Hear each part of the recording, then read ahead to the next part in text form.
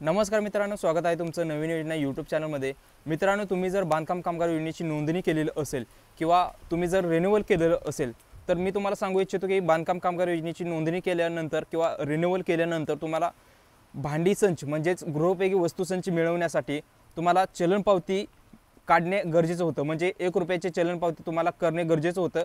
आणि आता एक GR आलेला आहे, त्या GR नुसार जी काय चलन पावती आहे ती सध्या बंद केलेली आहे आणि ह्याच्याबाबत मी ऑलरेडी व्हिडिओ अपलोड केलेला आहे, तो व्हिडिओ सुद्धा तुम्ही पाहू शकता। पण आजच्या व्हिडिओमध्ये मी तुम्हाला असं कामगार अपडेट सांगणार आहे ज्यामध्ये तुम्ही बांधकाम कामगार योजनेची जर नवीन नोंदणी केलेली असेल आणि भांडी तुम्हाला भेटलेलं नसेल किंवा तुम्ही रिन्यूअल केलेलं असेल, म्हणजे तुम्ही नूतनीकरण जर केलेलं असेल आणि तुम्हाला भांड्याचा लाभ भेटलेला नाहीये किंवा जो काही लाभ आहे तो भेटलेला नाहीये, तर अशा परिस्थितीमध्ये तुम्हाला चलन पावती करणे गरजेचं आहे की नाहीये ऑप्शन सध्या तिथं नाहीये। पण एक नवीन अपडेट असा आहे की ज्यामध्ये तुम्ही बांधकाम कामगार योजनेची नोंदणी केल्यानंतर तुम्हाला स्टेटस पावती काढण्यासाठी तुम्ही लॉग इन करता किंवा तुमचा स्टेटस काय आहे कामगार नोंदणीचा ते पाहण्यासाठी तुम्ही लॉग इन करता। आणि ज्यावेळेस तुम्ही लॉग इन करता त्यावेळेस तुम्हाला प्रोफाईलच्या खालच्या साईडला पेमेंटचा एक ऑप्शन येतो। तो पेमेंटचा ऑप्शन आता सध्या बंद झालेला आहे।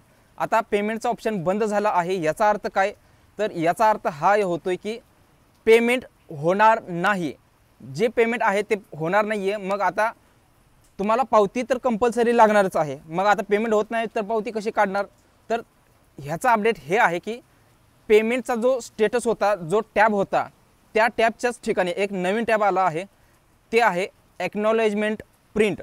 आता हे एक्नॉलेजमेंट तुम्हाला प्रिंट काढायची आहे। ती प्रिंट काढल्यानंतर ती प्रिंट त्याचबरोबर तुम्हाला जो काय अपॉइंटमेंट आहे भांडे घेण्यासाठी म्हणजेच गृहोपयोगी वस्तू संच घेण्याची अपॉइंटमेंट तुम्हाला घ्यायचं आहे आणि ही पण तुम्हाला इथं प्रिंट काढायची आहे। प्रोफाईल तुमचा ॲक्टिव्ह आहे, तुमचं एक्नॉलेजमेंट प्रिंट काढलेलं आहे, याच्यानंतर तुम्ही गृहोपयोगी वस्तू संचासाठी मागणी अर्ज केलेला आहे। ह्या 3 गोष्टी आहेत मित्रांनो, ह्या 3 गोष्टी तुम्हाला करायच्या आहेत आणि या 3 गोष्टी केल्यानंतर तुम्हाला जी काही व्हिजिटिंग डेट मिळते कामगार योजनेची म्हणजेच भांडी मिळण्यासाठी।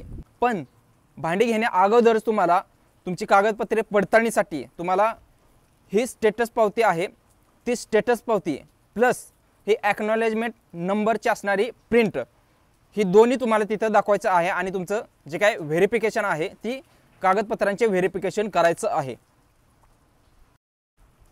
तर मित्रांनो, अशा पद्धतीने पेमेंट स्टेटसच्या ठिकाणी तुम्हाला एक्नॉलेजमेंट प्रिंट हा ऑप्शन आलेला आहे आणि हेच आजचं नवीन कामगार अपडेट आहे।